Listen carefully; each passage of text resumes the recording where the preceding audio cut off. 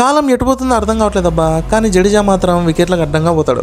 And ఇలా పోయిన ప్రతిసారి కూడా బాల్తో దాన్నిచ్చుకుంటున్నాడు. చేసిందే చెత్త పని. మళ్ళీ తిరిగి వెళ్ళేటప్పుడు అంపైర్లను తిట్టుకోవడము, ఆపోనెంట్స్ని తిట్టుకోవడము. ఎంత క్లియర్ గా కనిపించింది కదా మనోడు కావాలని వికెట్లకు అడ్డం పోయాడని. అక్కడ గైక్వాడ్ ఆల్రెడీ వద్దు అని సిగ్నల్ ఇచ్చేసినాడు.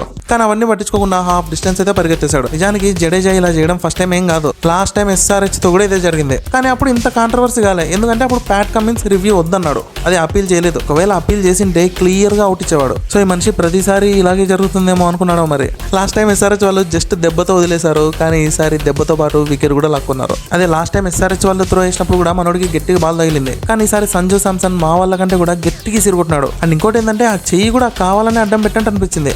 ఓకే ఇదంతా పక్కన పెట్టేస్తే ఇద్దరికి కూడా ఇంపార్టెంట్ మ్యాచ్ ఇది. మెయిన్ గా CSK వాళ్ళకి. ఎందుకంటే 4th ప్లేస్ నుంచి మిగతా టీమ్స్ అన్ని కూడా ఈక్వల్ గానే ఉన్నాయి. సో ఖచ్చితంగా గెలవాల్సిన మ్యాచ్ అని గెలిచింది కూడా. మ్యాచ్ లో అయితే అందరూ బాగా ఆడారు. అండ్ ఫస్ట్ ఇన్నింగ్స్ లో వచ్చిన స్కోర్ కూడా ఫెయిర్ స్కోర్ అనే చెప్పొచ్చు. ఎందుకంటే నిన్న పిచ్ బౌలర్స్ కి బ్యాట్స్మెన్ కి ఇద్దరికి ఫేవరబుల్ గానే ఉంది. సో 140 to 160 అనేది ఫెయిర్ స్కోర్. హైలైట్ ఏంటంటే ఈయన బౌలింగ్ తో రాజస్థాన్ వాళ్ళు డిఫెండ్ చేస్తారేమో అనుకున్న స్కోర్ ని. కానీ ఎందుకో అశ్విన్ గబ్బు లేపినట్టు అనిపించింది. ఈయన బౌలింగ్ లోనే కదా దూబే ఒక 6, 2 4 ఏమో కొట్టాడు. ఈ 3 బౌండరీస్ లో 2 పోకపోయినా కూడా కొంచెం మ్యాచ్ ని కంట్రోల్ చేసినచ్చు. ఎలా చెప్తున్నా అంటే CSK వాళ్ళు కూడా 5 వికెట్స్ పడిపోయినాయి. ఇంకా మిగిలింది సమీర్ రిజ్వీ, రుతురాజ్ అంతే. ఇంకా వీళ్ళిద్దరిలో ఎవరు అవుట్ అయినా కూడా ధోని వస్తాడు. అప్పటికి మ్యాచ్ ఎడ్జ్ లో ఉంటుంది కాబట్టి ఈ సిచ్యువేషన్ ని చెప్పలేము అనమాట ఏమవుతుంది అనేది. కాకపోతే నిన్న రుతురాజ్ మాత్రం ఎక్సలెంట్ ఇన్నింగ్స్, చాలా బాగా ఆడాడు. అంతే కదా మిగతా వాళ్ళలాగా ఈయన కూడా టపా నోపింటే అవుట్ అయ్యాడు.